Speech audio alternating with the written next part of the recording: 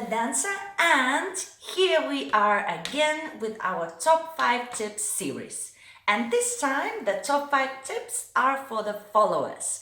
And since I am the Latin dancer, I do bachata, salsa, and merengue the most. The followers, are the ones who actually dance these dances. I don't think it works those tips the same to other dances in this case. So if you like salsa, bachata, and merengue, these top 5 tips are for you. Okay, so tip number 1. My lovely followers, the most important thing, I don't know whether it's legal to say the most important thing, but one of the most important things is the technique. Now, the reality is, if you know your technique in and out, inside out, then most likely you are going to be a better follower.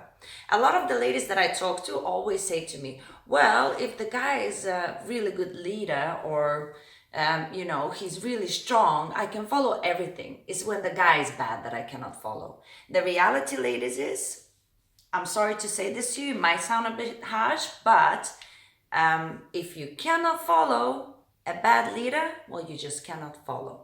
Just because a good guy with good skills and good technique came your way doesn't mean that suddenly you can follow. You're just lucky.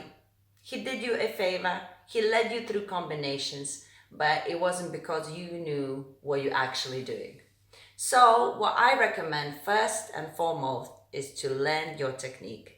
Your steps on your own. You should know how to take your footwork into outside turns, into basic turns, into normal combinations on your own, and then with the guy, whether he's good or bad, you will know exactly what's happening, hence you can follow, even if it's nonsense. We are here now in our tip number 2, and this is an interesting one. It's about styling.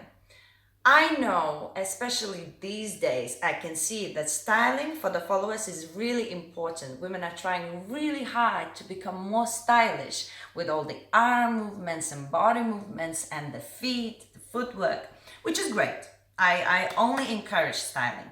However, styling is not the number 1 priority in a dance when it comes to the partner dance. If you're dancing on your own, you break through maybe in some styling section where you do your shines and stuff, okay, go crazy. But if you are attached to another human being, your number 1 priority is to follow. Now, what happens is when you're so busy with styling, you don't actually realize, you don't sometimes even notice when you're not actually following the combinations that he wants to do. At some point, he tries a couple more times, the leader, to do these combinations that you haven't followed in the beginning, and then he gives up. He puts you in the category of the girls that are always focused on their styling and focus very little on the leader himself. So I say practice your styling, try and do it in as many combinations as you can, but your number 1 priority should always to focus and follow the guy. Okay, I'm really excited about the tip number 3. And I recommend, as a tip number 3, for the followers to start learning how to lead. Now, I know it's a little bit out there, but it is not for you to become the best leaders ever and suddenly start leading instead of following. It's about understanding what leaders go through when they actually need to lead through the combinations.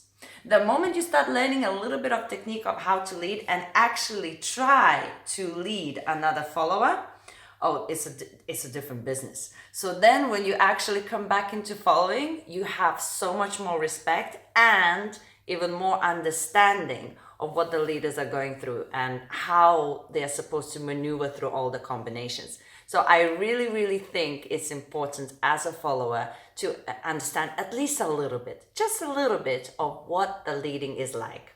You will appreciate it differently, I promise you. All right, so now we are here with the tip number 4. And this one is really special, I think, because it's about trying to find happiness in little things. Now, bear with me, I'll explain. as a good follower, I think it's not just about technique, even though I said in the beginning, in the tip number one, is one of the most important things.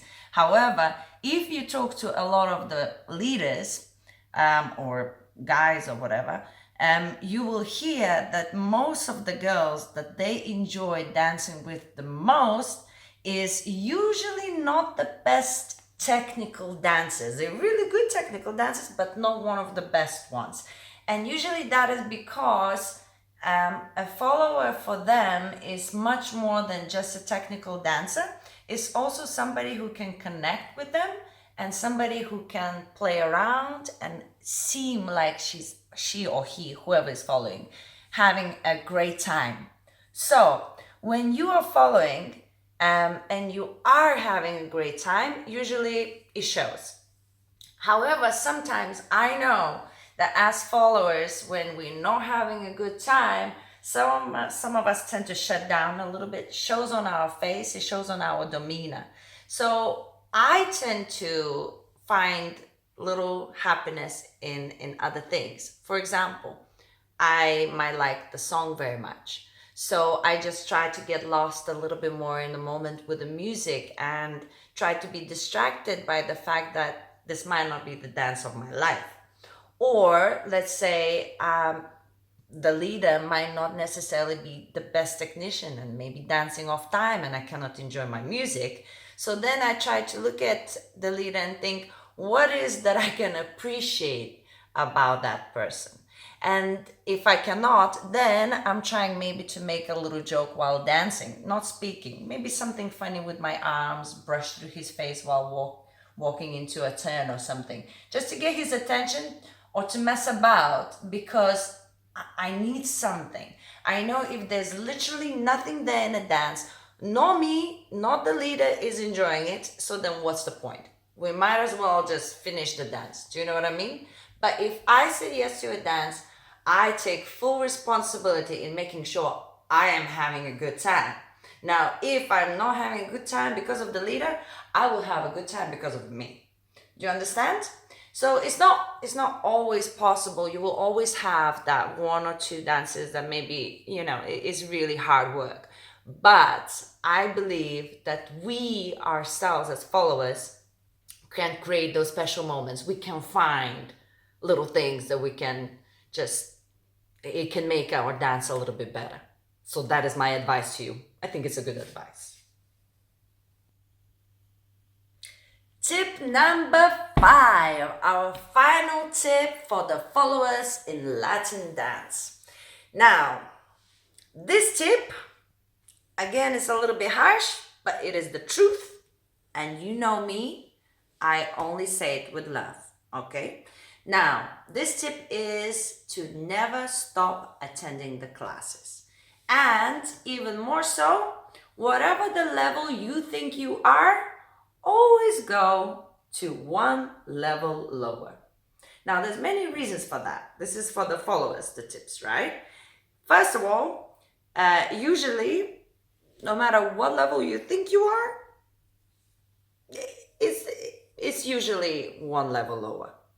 It's just safe to assume.